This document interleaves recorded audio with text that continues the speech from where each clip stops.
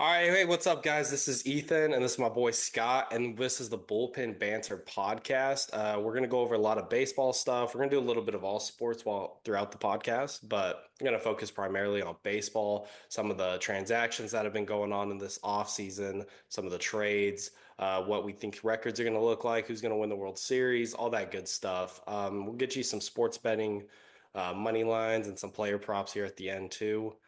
We be cashing out like motherfuckers, so be ready for that. I played at Texas Tech, and this is my boy Scott. He's over at NMSU. He got his degree in journalism and broadcasting. I'm a business major, and we're doing this podcast just to give y'all some insight into the baseball world. And yeah, Yeah, man, good intro. It's all live, so if it sucks, we're sorry. But let's get into it. So right now we're going to go around the league, checking out some of the transactions that have transpired since December 28th. So kicking it off, the Boston Red Sox signed free agent Walker Buehler. In 2024, Buehler was hurt for the majority of the season. He only got 75 innings and 75 and a third innings in. He had an ERA of 5.38. We did notice, especially during the World Series or the playoff appearances, his fastball velo is back from before his injury velo. So I think the Red Sox saw a lot of potential in Bueller, especially during his postseason run. It was very impressive. In 15 innings, he struck out 13 batters and posted a 3.6 ERA, including closing out Game 5 of the World Series. And in my notes, I do got Verdugo fucking stinks.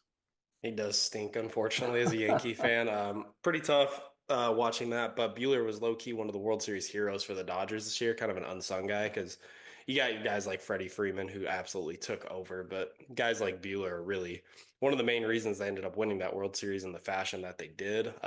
Guys you don't really expect to step up, who stepped up. Like Scott said, he'd been pretty bad in the games he did play during the season. And like he said, the fastball velo was down. I'm interested to see if the fastball velo will hold up next year without that World Series adrenaline kind of getting you going. Speaking from experience, playing in a super regional versus playing in a normal home game or something, your fastball velo will rise and stuff. So I'm interested to see if the Red Sox can get him to sustain that velo and get his stuff as nasty as it was a few years ago when he was making a run at a Cy Young. Um, but yeah, I think a good signing for the Red Sox overall. Yeah, man. Excuse me. I do too, man. I think the Red Sox had a mission to really go out and set up their rotation for success. I think, doing this and signing Crochet and Giolito, I like what the Red Sox are cooking up in Boston. But all right, moving on to the next one. So on the 29th of December, Miami Marlins traded shortstop Vidal Brujan to the Chicago Cubs for first baseman Matt Mervis and some cash consideration. So in 2024, Matt Mervis was kind of dog shit. He hit 115 in 26 ABs. However, we're not looking at 2024. I think what the Marlins are kind of thinking is this man had a generational fucking run in the minors. I don't know what season it was, maybe 2022 or 2023. He hit very crazy numbers. I couldn't tell you what they were. I think he had like 40 bomb or 40 doubles, 38 bombs, something like that in just one season in the minors. So I think the Cubs were just kind of thinking like, hey, we will give you one of our former top prospects if you want to give us one of your former top prospects. Just kidding. Brujan came from the Rays as a former top prospect. So Brujan actually got some regular playing time this last season. It was his first time getting that, and so didn't see too much success. But I think change of scenery for each other. I think it'll be good. I think it'll work out in the future. But uh, as for 2025 season, I don't really think these moves do much. Yeah, they don't really do much. Bruhan definitely has the upside. Mervis, I'm not sure how that'll work out. Like you said, he has some good power numbers in the minors, but 115 average career in the MLB. Not many plate appearances, but still nonetheless, I guess the potential's there. He's a 2016 draft pick, so his time might be coming to where it's either now or never for him, whether he's going to stick around in the league or not. But Bruhan, I think, still has the potential to be successful at the MLB level. He's one of the closer to being a five-tool player um, than Mervis is, that's for sure. And I don't know what to ever think about the Cubs. I don't know whether to take their move seriously or not because they make these moves one year and then it seems like they just get rid of all their players the next year. So they're a really weird organization to keep an eye on. But it's the Cubs. They'll probably finish with a record just below 500 and get rid of all their good players about midway through the season, like they always do, and then maybe be in a rebuild for the next 104 years again. We'll see. 104 years is crazy. I am interested to see what they do with Seiya Suzuki. Uh, Yeah. Interested to Yeah. see if they trade him or what they do with him. But all right, moving on to the next one. So, in a surprise signing, the Diamondbacks signed Corbin Burns. All right, he signed to a 6-year, $210 million deal. I'm sure that'll fluctuate throughout the coming days. But in 2024, Burns started 32 games. He went 15-9 with a 2.98, uh, 2.92 ERA with 181 strikeouts. He went freaking bonkers this last season for the Orioles. I think he did very well. In a previous episode we recorded, I assumed that he was going to be signing or re-signing with the Orioles to kind of continue that success. But as the weeks progressed, we did hear that there were some reports that there was this surprise team, and who would have thought it was going to be the Arizona Diamondbacks? That is where he lives, is what I'm told, is in Arizona. So I think it's a great signing. I think the rotation for the Diamondbacks is freaking amazing right now, and I think that's exactly what you got to do in a strong division like the NL West. The Diamondbacks made the signing of the offseason, in my opinion, with Corbin Burns. Now, while I do think, I mentioned this in the previous episode, he's talking about, I think Corbin Burns is ticking down. I don't think he is what he was, and his strikeout numbers are not what they used to be. His decline on the strikeout side of things is definitely a little scary. However, if he can learn how to pitch to contact and learn how to get ground balls a little bit better and stay out of the fly balls, he can still be a dominant pitcher in the NL West. And that rotation is scary now with Gallen, Merrill, Kelly, Rodriguez, Fat. They have Jordan Montgomery as well. If you can revamp Jordan Montgomery a little bit, he's a great pitcher as well. He's had one down year, and it was a tough year because that was their big signing last year. But that is a really, really solid rotation nonetheless. And moving any of those guys to the bullpen would just bolster the bullpen even more. That is the signing of the offseason, in my opinion. And like Scott said, that just absolutely came out of nowhere. I did not expect that at all. So great signing by the Diamondbacks. If they can start the year how they finished last year, I think they're a lock playoff team for that division.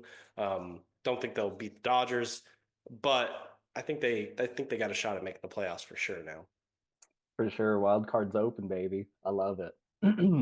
All right. So on that same day, which was December 30th, the Texas Rangers signed free agent designated hitter Jock Peterson. A little bit about the contract. It's 2-year deal for 37 million.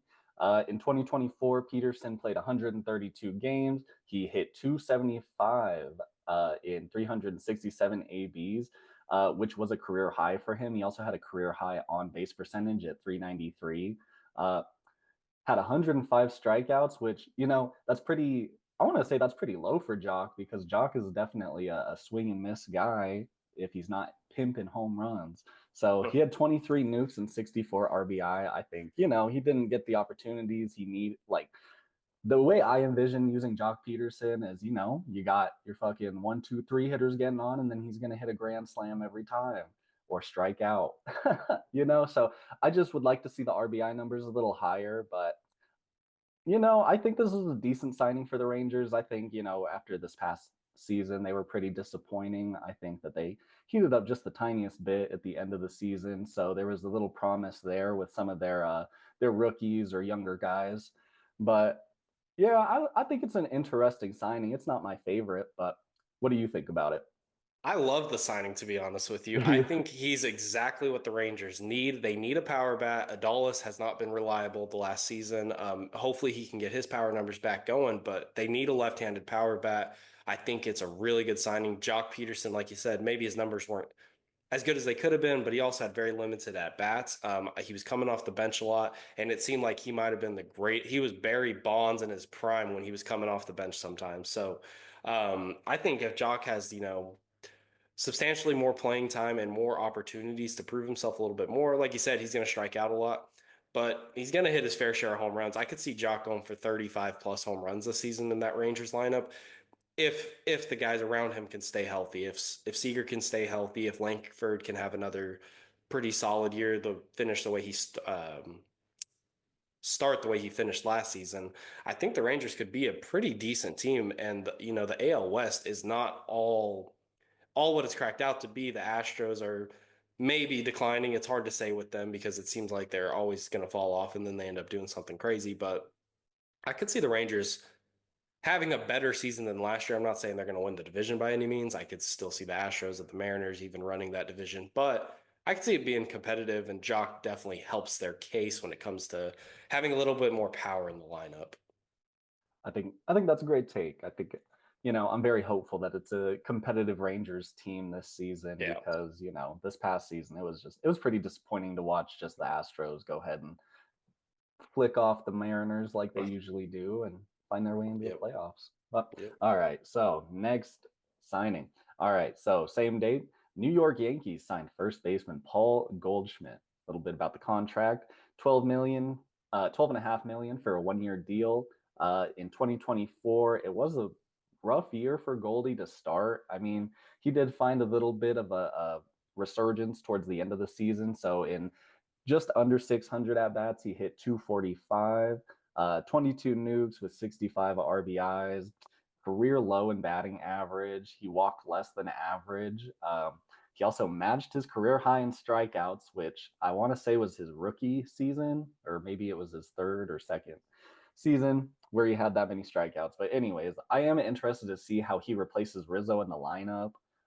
And just on the field defensively, I think Paul Goldschmidt, he's getting older, but I think he can still play a pretty nice glove at first. And I just think he was having a rough season last season. When he was in 2023, he had a pretty great season, and then he played in the WBC before that, and he fucking raked. So I think I'd like to see a resurgence from Goldie this season, especially hitting in the with so many, I won't say great, but I'll say, pretty good hitters in that Yankees lineup. I think he'll see those power numbers, those RBI numbers come back up. Yeah, for sure. I think Goldie could be a really good just presence in the Yankees locker room. They need some leadership. And while maybe Goldie's not, one of the best first basemen in the league anymore, he still at a point in time was probably the best first baseman in the league. Received MVP votes just a few years ago, like you said. And yeah, he had some career lows last year, but it could have been a down season. Maybe it wasn't the decline of his career, and maybe it was. Even if it was, you're replacing a guy in Anthony Rizzo or Ben Rice, who last year really did not produce for the Yankees whatsoever. So I understand the signing and I like the signing for the Yankees strictly because he is a good leadership presence in that clubhouse, and the Yankees need some of that. Some of their biggest flaws last year wasn't the talent, it was making mental mistakes when it mattered the most. And not just during the World Series, during the entire season, they had many, many games where if they just ran the bases a little bit harder, played a little bit better defense, maybe didn't lose their cool as much, they probably would have won more games. So I think for those reasons, Goldschmidt is an excellent signing for the Yankees. And if his numbers are about what they were last year for the Cardinals, the Yankees wouldn't be losing much in that. That's crazy. It's a crazy thought that what they won 94 games last season or 95 games last season, and if they would have just tightened up and played the real Yankee baseball that we all know that they should be playing, they could have won 101 games. Who knows? Yeah, they could have. Definitely could But have. all right. So all right, on the New Year's Eve, the Nationals re-signed free agent Trevor Williams. In 2024, Trevor Williams was a dog piece. In 13 games, he went through 66 and two-thirds innings. He had a 2.03 ERA with 59 strikeouts, a 214 batting average against, which was a career best. And on top of all those beautiful numbers, the Nats were 10-3 in his starts last season. So I think it was a great idea to re-sign him. I can't remember if he struck. I'm gonna go ahead and go out on a limb and say he was injured last season. Um, and I think with the Nationals getting hopeful full-time production from my guy, I think that they would go ahead and I think it could be a 25 game winner. Some Trevor, crazy shit. yeah, Trevor Williams had a surprising season last year. He was injured for a big part of the season, but the way the Nationals finished the season, they have a lot of tools that they can build around, and it's kind of nice to see the Nationals maybe can be a little bit more competitive because I like when the Nationals are competitive. It's something about them. They play in a real tough division. The Mets are going to be good. The Braves are going to be good. The Phillies are going to be good. The Marlins are going to be trash, but you always got some trash team in the NL East, but it's nice when the Nationals can compete because there's one of those teams that can kind of just knock off on those top teams and make them work for a playoff spot a little bit more. Trevor Williams will probably lead that rotation next year, but they got some nice pieces in that rotation as well. I think Mackenzie Gore set to come back, and he finished the season pretty strong as well. And I think the Nationals could be competitive, not to the point of them probably not even finishing with the winning record, but playing good teams, playing good games against good teams and making them work for a little bit more, and maybe knocking out some teams who want to make the playoffs, like the Mets towards the end of the season, because we know how the Mets be. They be choking. So I'd love to see a Hmm. little 3 game series at the end of the year with the Mets needing 3 wins and the Nationals maybe squeak one out of them.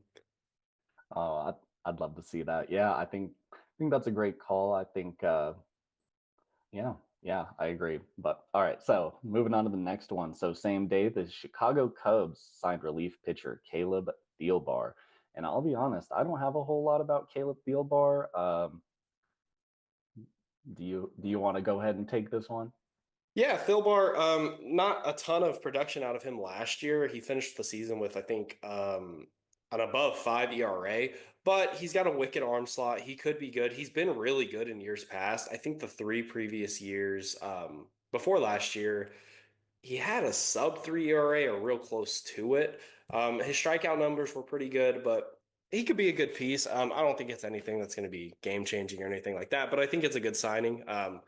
Again, a 5 ERA for a guy out of the bullpen could vary it could be very here or there based on whether they had a couple bad games or not. He appeared in 60 games last season, 59 games last season. So obviously he's a big tool for Minnesota. If they use him properly and maybe in not as high leverage situations, I think he could perform a little bit better. He had a couple saves last year, but I don't think they will stand on using him as the closer or anything like that. So a good signing for the Cubs. He's been good for Minnesota in years past, but I don't think it's anything. It's a Cubs signing. Yeah, That's I was exactly gonna what I would say, expect out of the Cubs. yeah, definitely a trend of signing just Joe Schmo arms for the pen. Yeah. But all right, so we're going to go ahead and fast forward a couple days to January 3rd. So that was just yesterday. So the Los Angeles Dodgers officially signed Teoscar Hernandez. I want to say the transaction is complete now. And I love that move. I think that they're going to go ahead and try to repeat as World Series champions. I think Teoscar was a great part of that lineup last season. I don't have the numbers on hand, but I think just him being in the locker room, when he was on the Blue Jays, I thought that he did a great job of being the glue in the outfield, just kind of bringing that worldly vibe that just like we want to go out there and have fun, keeping the game young and not just like a stick in the ass, basically. So I love this signing. I think, sadly, Dodgers are going to go ahead and repeat. Oh God, I hope not. But yeah, it's looking that way. They're signing everyone. They got Teoscar Hernandez back, good power bat, obviously.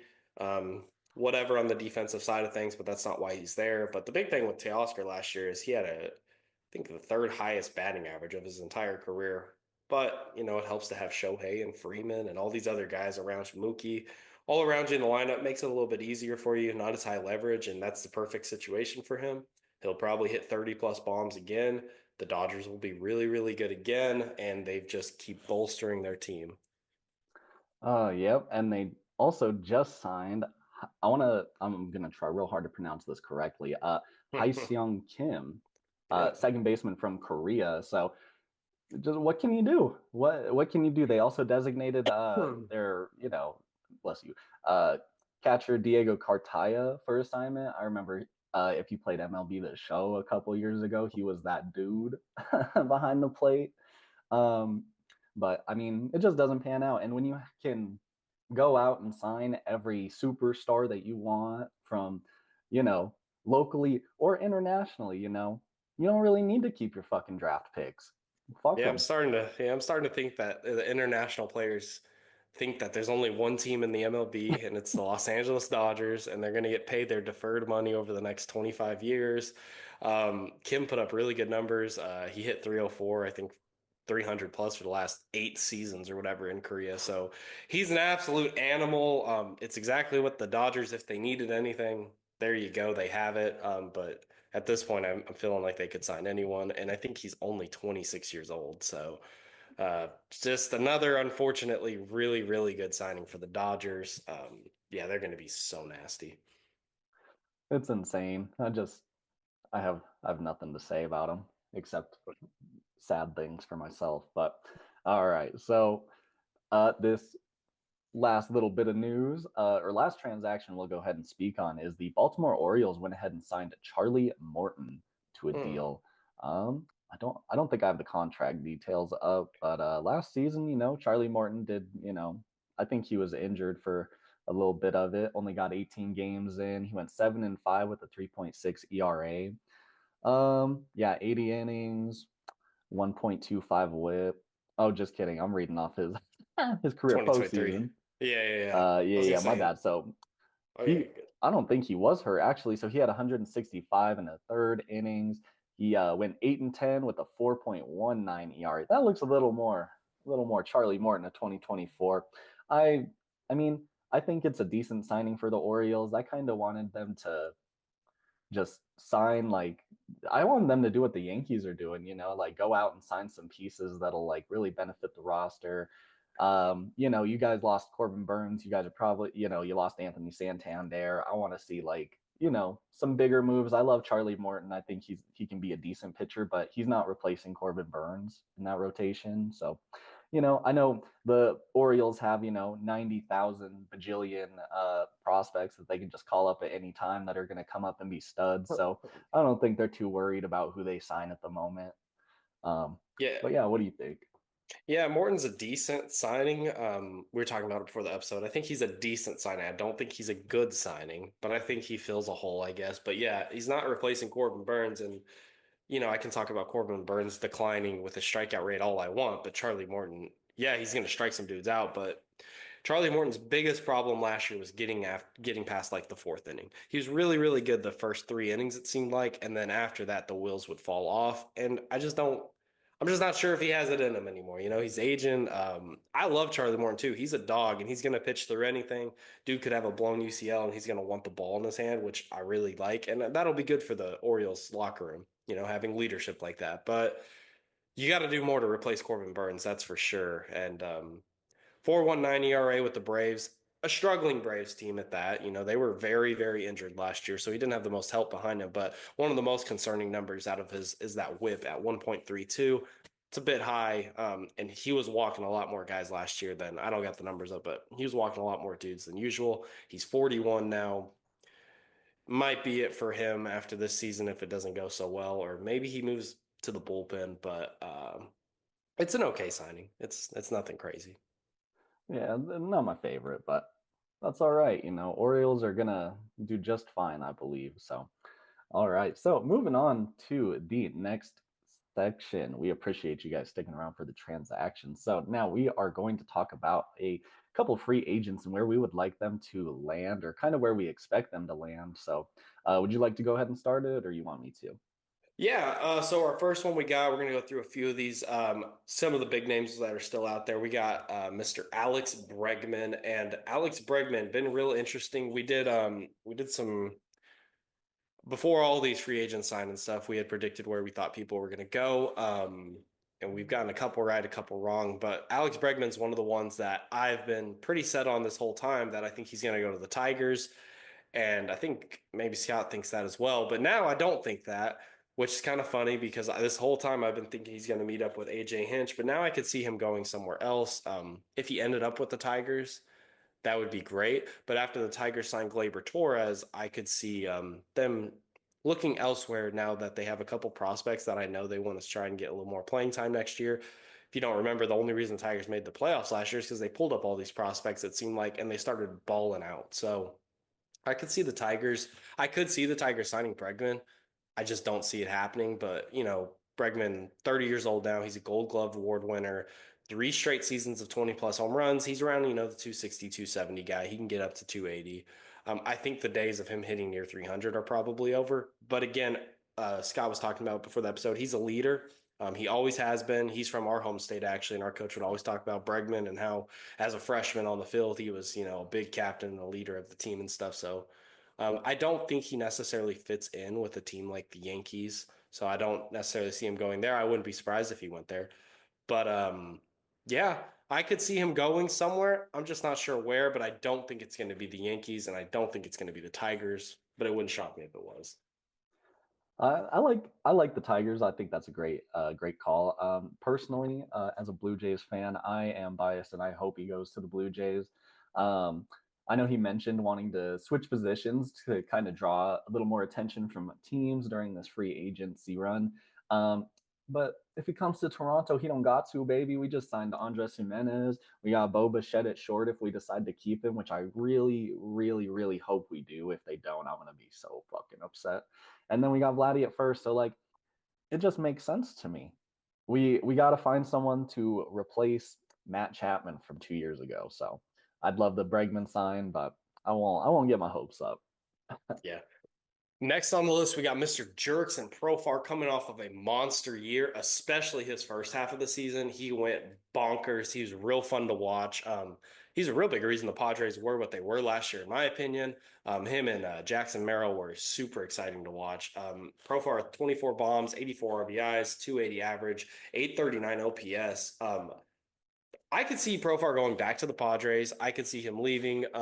The Padres are a weird team for me right now because I'm not sure exactly what their plan is. I don't know if they plan on, competing for a World Series or if they want to rebuild a little. They seem really weird because they want to get rid of some guys. They could keep essentially the exact same team, but it seems like they don't want to, which is the part that's kind of confusing me. I know Arias is on trade waivers, Cease is on trade waivers, so it's pretty interesting, but I think the Padres are going to end up re-signing Profar. That's my prediction.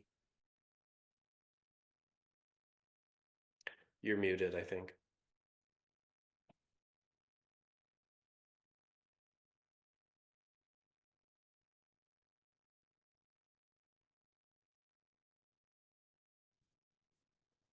Uh-uh.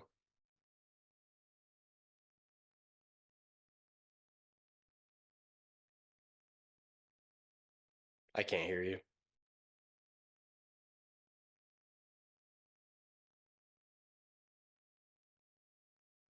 I'm out.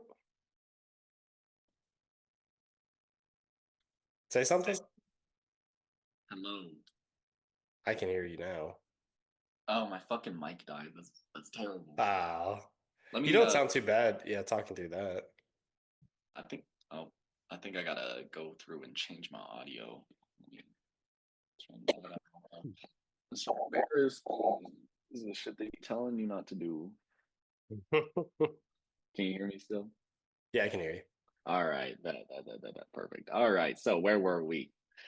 Little technical Profar. difficulties. That's all right. We'll get right back into it. So we were talking about jerk chicken Profar. So Uh, my boy Ethan said the Padres could be likely to re-sign him, which I like. I mean, the Padres are just kind of, anybody that's not the Dodgers in the NL West is just kind of fuck all. So it's just, whatever. I like Jerk Chicken to go to the Giants, though. I think the Giants are cooking up something cute in San Fran. Adding Profar and a starter to replace Snell, and Snell is kind of a difficult guy to replace. Good throwing lefty, get some Ks. Oh, free meeting will end in 10 minutes. Good to know. All right.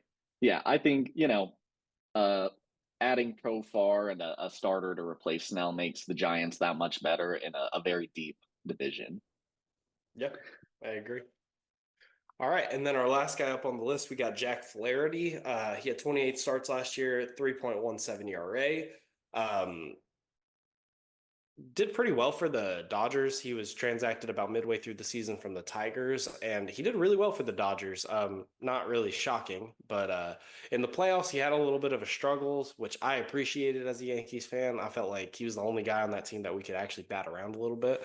But overall, I'm not really sure what I feel about Flaherty. He has decent stuff, but I don't think he's elite by any means. I could see a team that's kind of making a playoff push, but not a real contender to sign him. Maybe someone like I would say the Red Sox, but they got everyone they need now.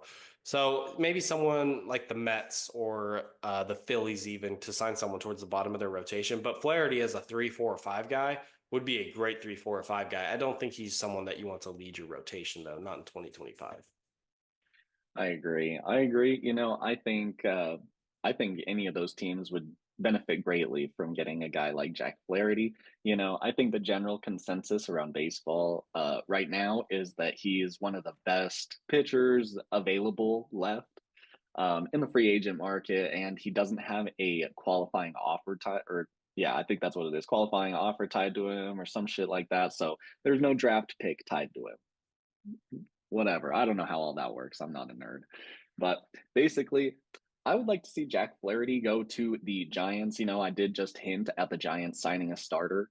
Um, I think if they go out and sign someone like Jerickson Profar and Jack Flaherty and, maybe another little piece, I want to say that whoever their coach is said, or their manager is said that Jung-Hoo Lee is going to be back for spring training. So, that's exciting to get him back in the field or back in the batting box and just kind of see what he can do after getting injured pretty early in the season last season. But yeah, Flaherty to the Giants. Let's make it happen, boys. Flaherty of the Giants. So Scott sees some Giants moves happening soon. Maybe they'd be competitive next year. All right, next up, we're Unlikely. going to go through our division outlook. And this week, we're going to do one every week. And we're going to start with the American League East right now. I feel like it's the most talked about division in baseball right now. So we'll start off with that. They've had some really crazy moves. All right, so All this right. next part we're going to go into is the division outlook. And we're going to do one of these every week. And this week, we're going to start with the American League East, probably the most talked about division in baseball right now. Ton of moves going on there. So it's first team we're going to go off. I'll let you start it off with the Blue Jays. Yeah, like my boy Ethan said, very competitive division. We're both fans of teams of the in this division, Blue Jays and Yankees respectively. So I'll go ahead and start with the Blue Jays. They lost god damn every bullpen arm in that you could think of. So they lost Jordan Romano, Ryan Yarborough, even though he was a starter, Dylan Tate. They lost Yusei Kikuchi in a trade last season, but that still hurts me today. Even though he wasn't doing the best for us, but that's okay. We signed Andres Jimenez, Eric Lauer, who hasn't pitched since 2023, but he was on the Brewers and he did, fairly decent before going out with an injury. And then we also signed a relief pitcher from the Mets, Josh Walker. So my prediction for the season is super hot ass. We need to sign somebody ASAP, preferably Breggy. Basically replace the entire bullpen. And the starters have potential to win a lot of games, but potential don't win fucking games, guys. Like, step up. So the players we need to step up, the whole team, or Vladdy, Bo, George Springer, the whole team is getting blown up. It's getting blown up, and we can expect a rebuild, and it's going to be very disappointing. Their projection is 76.5. I do have the over at 79. I don't know. I'm just trying to be honest with myself, but 79 is pretty great, pretty gracious. But yeah, what do you think? Yeah, I agree with that. I do think there's going to be a rebuild here in the short future for the Blue Jays, which is really unfortunate because they had really high aspirations, I feel like, the past 3 seasons. And just Like each time five, it's man. felt like something went wrong. And, last year it felt like everything went wrong. Even Bo had a pretty down year for his standards. And I still think Bo's going to revamp it up. I think he's going to end up leading the league in hits again, like he did, 2 of the last 3 years or something of that nature. But yeah, I could see the Blue Jays moving some pieces. I know Vladdy's a free agent after the year, which is why a lot of people speculate a lot of teams didn't sign first baseman this year because Vladdy will be available next year. I could see someone trying to, a very competitive team, maybe for a World Series, try and trade for Vladdy mid-season this year. I don't see the Blue Jays doing much, but nonetheless, it's the American League East. It's arguably the most competitive division in baseball. And the 76.5 does feel a little bit low still for that division. It's rare you get teams to finish under 500 unless they're absolutely terrible. And I don't think anyone in this division is absolutely terrible. I have the same record projection as Scott at 79 and 83 for the Blue Jays. Yeah, man. Fingers crossed they don't just do horrible things to us, but we'll see. So, all right, moving on to the next team, the Tampa Bay Rays. Or will they be the Tampa Bay Rays? We are yet to know. Rays for sure. All right, so they lost Jose Siri, Jeffrey Springs, Tyler Alexander, and a couple of different bullpen pieces. Jeffrey Springs, a dog for him last season. He went to the A's. Fucking earphone just died.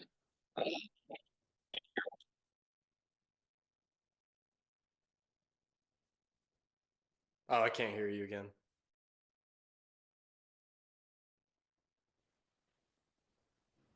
Can you hear me now? Yes. All right. My bad. All right. So, yeah, Jeffrey Springs got traded to the A's this last or this offseason for, or he didn't even get traded. He signed to the A's for like a 3-year deal, something crazy. You know, the A's are just trying to dump money to anybody and everybody that is hot ass, that won't win any games for them, just so they don't get sued. The Rays signed Danny Jansen and they also signed several players to minor league contracts, which whatever, who cares? The Rays haven't signed anybody. That's typical of the Rays, but expect at least 3 or 4 of their arms that you've never fucking heard of to just go out and be studs this season. Um, you never know. I couldn't tell you 3 players on the Rays, to be honest. I always expect them to stay middle of the pack, so sorry for the disrespect. Yeah, their win-loss projection, according to Caesars, is 80.5. We both took the over. I took them at 84 and 78. Yeah, I see the Rays being the Rays. They're not going to be a bad team. They're just not going to be a great team. And don't be shocked if they somehow end up winning the division. That won't happen, but I wouldn't be surprised if it did. They're the Rays. They always got these dudes who you've never heard of who end up doing something really crazy, have these insane seasons. But losing Jeffrey Springs is tough. I know he's had his injuries with the Tommy John and stuff, but that dude's an absolute stud. The A's making some weird signings. They signed him and Luis Severino, which was kind of a shocker. I fully expected Severino to stay with the Mets. But yeah, weird signing for the A's. But yeah, not much to say about the Rays. I think they're playing in the minor league stadium for the Yankees down in Florida this year because their stadium got blown up by a hurricane. So, yeah, I got the Rays finishing 81 and 81, just the most mid 500 team you could ever imagine. That's what I envisioned the Rays being this year. Yeah, it's the Rays are gonna Ray. All right. So, did you want to go ahead and do this next team? Yeah, let's go ahead and we're going to go on to the Orioles, a very interesting team this season. They had super high aspirations last year. They came up a little bit short, but still nonetheless a good season. But like we mentioned earlier, losing Corbin Burns, that is a hit to that team. A bigger hit than I think a lot of people are thinking. Their rotation is decent. It's not fantastic. Grayson Rodriguez could be a dog, but he's still young, still a lot to prove. Charlie Morton, like we said, it's a whatever signing. It's okay. It's nothing spectacular. But they did sign free agent Gary Sanchez, which is a good signing in my opinion. It's a good power bat. He's decent defensively too. He used to be very good defensively, but he's still pretty solid on the defensive side. He can throw guys out at a high rate. Good power bat in the lineup, and good to get Adley off his feet because Adley can't be catching every single game. Um, he's gonna end up injuring something if that happens at the pace he's playing. Um, they got to keep their momentum going that they had at the beginning of last season, though, if they want to have a chance in the AL East. I think the AL East is going to be super, super difficult to win this year for the Orioles. I don't think they're going to win the American League East. I actually don't even think they have a shot at it.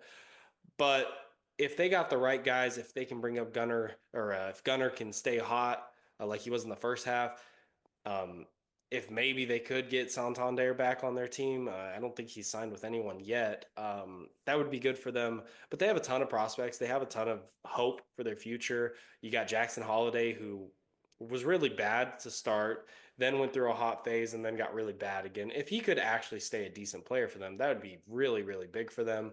but they have the pieces around them to be successful. They have the prospects, they have the talent. It's just whether or not they can finish. They didn't finish last year, so they got to stay hot. Yeah, I reiterate that whole take. I just think the Orioles really need to go out and make a bigger splash, sign somebody crazy like Pete Alonso or something, I mean, they don't need Bregman, but sign fucking Bregman. Throw him in the lineup somewhere, get an older veteran on that team that can kind of lead the charge. I do like Charlie Morton being that guy for the rotation, but like will it translate to the lineup? I guess we'll see. So Caesars has their win-loss projection at 89.5. We both took the under because we're crazy. So I took 87 and 75 for their season. Yeah. Yeah, and I took 88 and 74. So we're super similar on our projections for the Orioles. But this is the only team I think in the American League East that we both took the under on. So we're a little bit down on the Orioles.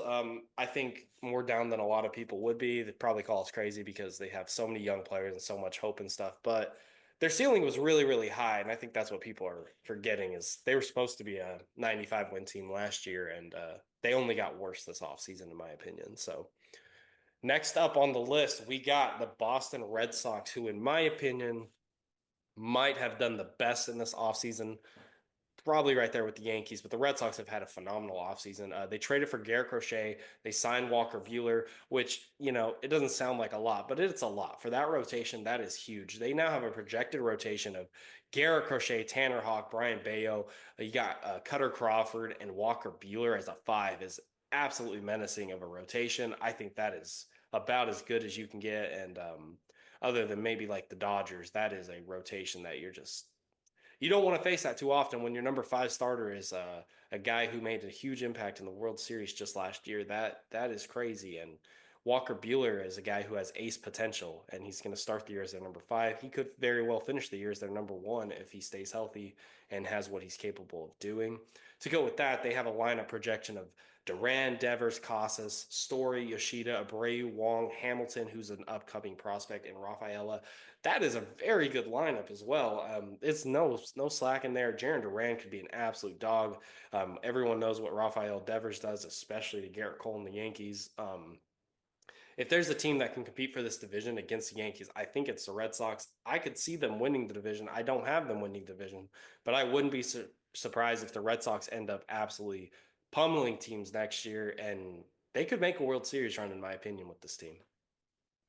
Yeah, we talked a little bit before the episode about how much we liked them, and you specifically said that you loved them, uh, which looking at what I have as their win-loss projection, it looks a little low, but I'll be honest, I think that the excuse me, the AL East is so competitive that they're going to be playing a lot of games against these competitive teams. You're not going to win every single series, all that good stuff. I have them winning 85 games this season.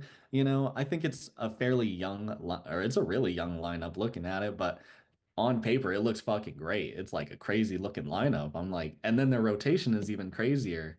So I am interested to see how the Red Sox do. I think they are going to be, going for 1 or 2 in the division. Yeah, for sure.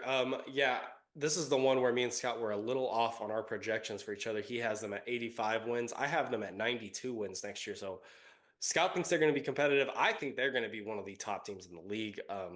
And I hate the Red Sox. So I feel like that says a lot coming from me. I despise them. They're my least favorite organization in the MLB, but man, they made some good moves. I don't know how I feel about getting rid of Kyle Tildo for Garrett Crochet. It's an interest. They went all out, and that's what I give them credit for because they gave away, the number 1 catching prospect in all of baseball for 1 year of Garrett Crochet. So hopefully they can either sign him to an extension or they go all out and try and win it this year. So the Red Sox, that's a team who I could see trading for Vladdy about midway through the season. Team like this. Last team on the board, we have the New York Yankees, which is my favorite team. They made a ton of moves this year. First of all, they lost Juan Soto, which felt pretty devastating at the time for a lot of us Yankee fans, but maybe it was the best thing that happened for the Yankees because they finally opened up their payroll a little bit. started signing some dudes. We got Goldschmidt, like we mentioned earlier, but along with that, we traded for Cody Bellinger, which could be a great trade. We were looking at his fan graphs, and he had a projected amount of home runs, like 20 home runs higher than what he had with the Cubs last year if they were to be played at Yankee Stadium. So there's not a better stadium for Cody Bellinger to play in. He's talked about wanting to be a Yankee in the past, so it could be a really good fit for him. He is a former MVP, and even though maybe last year wasn't good, the year before he actually had a pretty decent season with the Cubs, enough to make them want to keep him another year. And then you have Jason Dominguez, who could be a breakout this year. I feel like we've been saying that for the last 4 years with him, but now with Soto gone officially, you don't have the Aaron Hicks of the world still in that team. Dominguez actually has hopefully a long future with the Yankees to where he can break out and be solid, but his defense needs to improve because that is some atrocious stuff, seeing him run out there with that much speed and he can't catch a fly ball.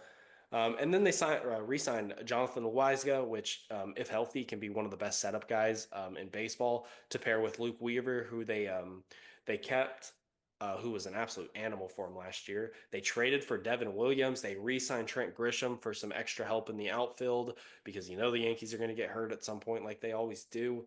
And then the biggest signing of all this offseason for the Yankees was Max Fried. That is an absolutely massive signing to booster that rotation. Garrett Cole, Max Fried, Rodon, Luis Hill. That is a filthy rotation. You lose Nestor, but you gain Devin Williams out of it for an absolutely nasty closer. The Yankees are going to be tough to beat. They do still have holes in their lineups. They strike out a lot. Their average is not going to be very high, but when you have the amount of power that they have, Judge, Stanton, Chisholm, and then you have that rotation, they're going to be pretty tough to beat. Caesars has them at 93.5 wins. I have them at 96 wins, so I took their over. What do you think, Scott? Yeah, man, I agree. I took their over as well at 95 wins. I think that you know, you lose Juan Soto and it does feel like a gunshot to the heart, but the Yankees, I would have loved to see them sign someone like Christian Walker instead of Goldschmidt, but the Astros do what the Astros do and they signed a first baseman for no fucking reason when they don't need one.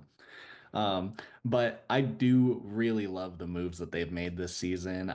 They let Clay Holmes walk to the Mets because he wanted to go live out a pipe dream of being a starter. We'll see how that goes.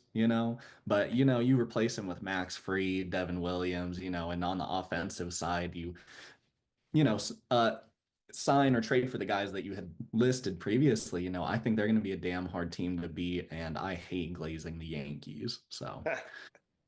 Yeah, over, we'll say 95 and 67 for final record. Yes, sir. So that's our AL East prediction. So our final standings projections, Scott has the Yankees winning the division with the Orioles coming in second, the Red Sox third, Rays fourth, and the Jays finishing last, which I know breaks his heart. And then I have the Yankees winning the division with the Red Sox finishing second. I think it's going to be a dogfight between the Yankees and Red Sox. I really do. And I got the Orioles in third, the Rays in fourth, and the Jays in fifth. So pretty similar projections. We're just flip-flopped on the Red Sox and Orioles. He thinks the Orioles will be a little better. I think the Red Sox will be a little better, but nonetheless, you can see those top three teams, I think, really fighting it out. And I really wouldn't be shocked if the Rays somehow find themselves in a fight for a wild card spot either. It's just their pitching is always just so good for no reason, but Yeah. we'll see how the season goes. Yeah, well, that's it for this first episode of Bullpen Banter. We appreciate you guys tuning in. A lot of info we went over, but the off season's a really busy time for the MLB. We're hoping to get some future guests on this podcast, maybe some top prospects, some coaches, get some cool stuff going for you guys. But we really appreciate you watching, and let us know in the comments where we went right and where we went wrong.